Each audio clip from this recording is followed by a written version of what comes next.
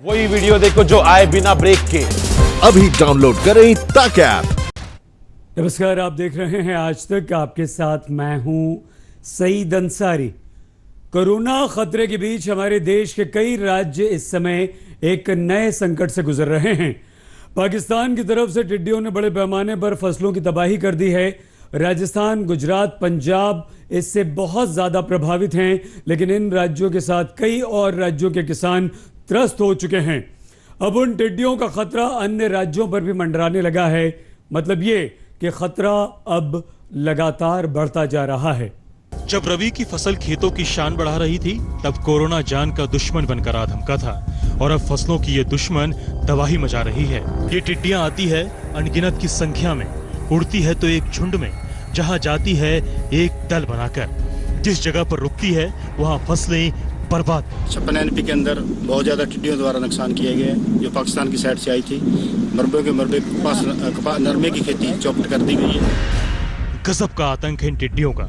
लाखों लाख की संख्या में 7 समंदर पार से फसलों के ये दुश्मन कई दिनों से उड़े चले आ रहे हैं हिंदुस्तान में। तस्वीरें देखिए, ऐसा लगता है जैसे कोई आसमानी आफत टूटी हो। जिस हवाई रास्ते से ये टिड्डियां गुजरती हैं, वहां आसमान धुंधला तक पड़ जाता है। ये टिड्डियां बड़ा संकट बनकर आई हैं। कैसे मुसीबत बनकर टूटी हैं ये टिड्डियां? किन किन देशों में इन्होंने फसलों को सफा चट कर दिया है? देश के किन किन शहरों में फसलों पर शामत आई है? इस पर पूरी खबर बताएंगे, लेकिन सबसे पहले बताते हैं कि मामूली से कीड़े की तरह दिखने वाली ये टिड्डियां कितनी ताकतवर हैं। ये टिड्डियां एक दिन में 150 किलोमीटर तक उड़ सकती हैं। इनके उड़ान की रफ्तार 15 किलोमीटर प्रति घंटे तक होती है।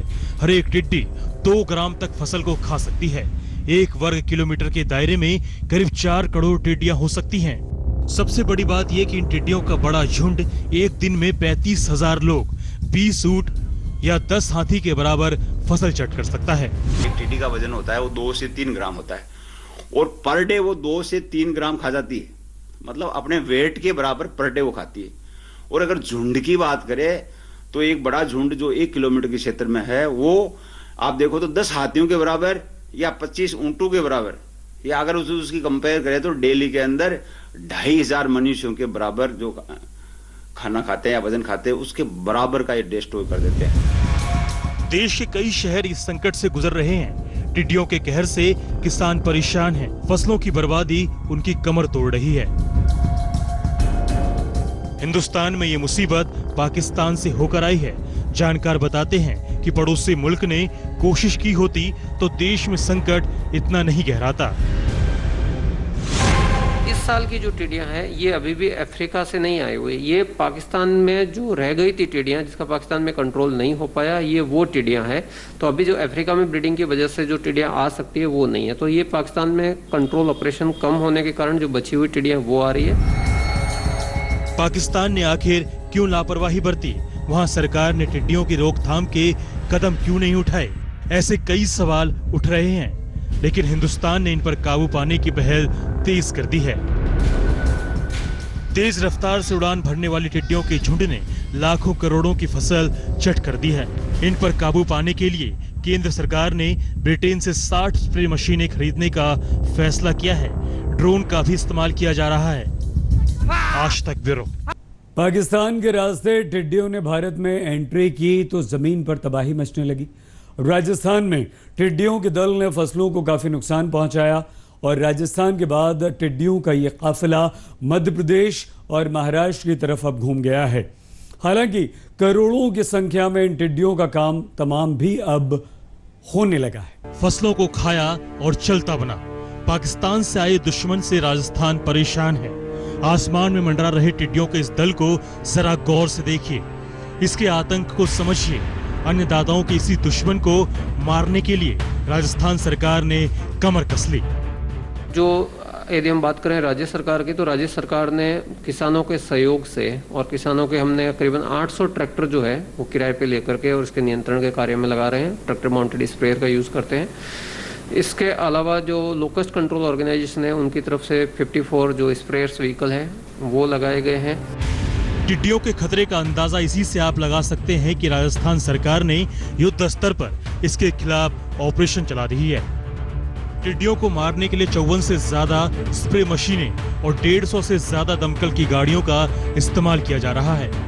200 से ज्यादा स्टाफ केंद्र सरकार ने लगा रखे हैं। केंद्र ने 8 हेलीकॉप्टर को भी तैयार रखा है। हालांकि इसमें स्प्रे करने के लिए जो मशीनें लगती है वो ब्रिटेन से आती हैं, लेकिन कोरोना की वजह से मशीनें नहीं आई तो आसमान से स्प्रे। वैसे तो टिड्डियों का ब्रीडिंग ग्राउंड अफ्रीकी देश रहे हैं, लेकिन इस बार जो भारत में टिड्डियां आई हैं ये दक्षिणी ईरान, यमन, ओमान और पाकिस्तान के बलूचिस्तान और खैबर पख्तूनख्वा जो प्रांत है वहां से आई हैं। दरअसल पिछली बार 2018 के आखिर में जो टिड्डियां आई थी अफ्रीकी देशों से, तो इन देशों में उसे कंट्रोल नहीं किया गया था, और इस बार जो मार्च में बिना मौसम की बारिश हुई जिसकी वजह से रेगिस्तान में झील जैसे हालात बन गए जहां पर इन्होंने अंडे दिए और वही टिड्डियां भारत में प्रवेश कर रही हैं। 1993 के बाद पाकिस्तान से टिड्डियों का हमला 26 साल बाद 2019 में हुआ था। 2019 में राजस्थान के कई जिलों में किसानों की फसलों को टिड्डियों ने बर्बाद कर दिया। इस बार फिर हमला हुआ है। बाड़मेर में टिड्डियों के बड़े हमले को देखते हुए बीएसएफ से मदद मांगी गई। वहीं दौसा जिले में पिछले एक हफ्ते में टिड्डियों के 6 दलों ने अलग अलग जगह पर हमला किया है, जबकि करौली से धौलपुर की सीमा में घुसे टिड्डी दल को भगाने के लिए धुएं और आवाज का सहारा लिया गया। श्री गंगानगर में टिड्डियों से कपास के किसान परेशान दिखे। हवाओं के रुख से टिड्डियों का ये दल राजस्थान से निकलकर मध्य प्रदेश में एंट्री कर गया। पन्ना में बाघों के बसेरे में टिड्डियों का दल पहुंच गया। हालांकि पन्ना के बाद यहां से आगे की तरफ फरार हो गया। रीवा में टिड्डियों को भगाने के लिए प्रशासन मुस्तैद दिखा। वहीं भितरबार में मोटरसाइकिल का साइलेंसर निकालकर गोली जैसी आवाज के जरिए टिड्डियों को भगाया गया। बैतूल में टिड्डियों को मारने के लिए रात भर दवा का छिड़काव किया गया। जबलपुर में टिड्डी दल के आक्रमण को रोकने के लिए प्रशासन मुस्तैद दिखा, जबकि राजगढ़ में किसानों ने खेत में थाली बजाई। टिड्डियों का यह आतंक महाराष्ट्र में भी जारी है। अमरावती के संतरा बेल्ट में करोड़ों टिड्डियों के हमले से संतरा फसल को काफी नुकसान पहुंचा। 27 साल बाद इस तरह की बर्बादी हुई है। फिलहाल पाकिस्तान के रास्ते आए इस दुश्मन का 80% काम तमाम हो गया है, लेकिन अभी खतरा टला नहीं है। अमरावती से धनंजय साबले, रीवा से विजय विश्वकर्मा, ग्वालियर से सर्वेश पुरोहित, बाड़मेर से दिनेश और जयपुर से शरद कुमार के साथ आज तक ब्यूरो। पंजाब, गुजरात, राजस्थान, मध्य प्रदेश, ये तमाम वो राज्य हैं और इसके अलावा कई राज्यों में संकट अब बढ़ने लगा है। जहां जहां टिड्डियों का झुंड जा रहा है वहां बर्बादी की तस्वीरें दिख रही हैं। तो ऐसे में किसान किसी भी तरह से अपनी फसल को बचाने के लिए संघर्ष कर रहे हैं, जूझते हुए नजर आ रहे हैं। फसल बचाने के लिए कहीं दवाइयों का छिड़काव शुरू हो गया है, कहीं थाली और डमरू बजाया जा रहा है। शायद इससे टिड्डियां भाग जाएं। उम्मीद है अपना रूट बदल लें, लेकिन फिलहाल तो हाल ऐसा है कि केंद्र सरकार और कई राज्य सरकारें अभियान शुरू कर चुकी हैं। किसान भी अपनी फसल बचाने में लगा हुआ है।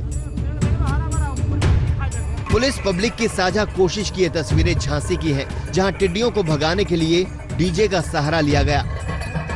रात के अंधेरे में बड़े पैमाने पर छिड़काव भी किया गया। इनकी एंट्री मध्य प्रदेश तक हो चुकी है। छिंदवाड़ा समेत कई जिले प्रभावित हो रहे हैं।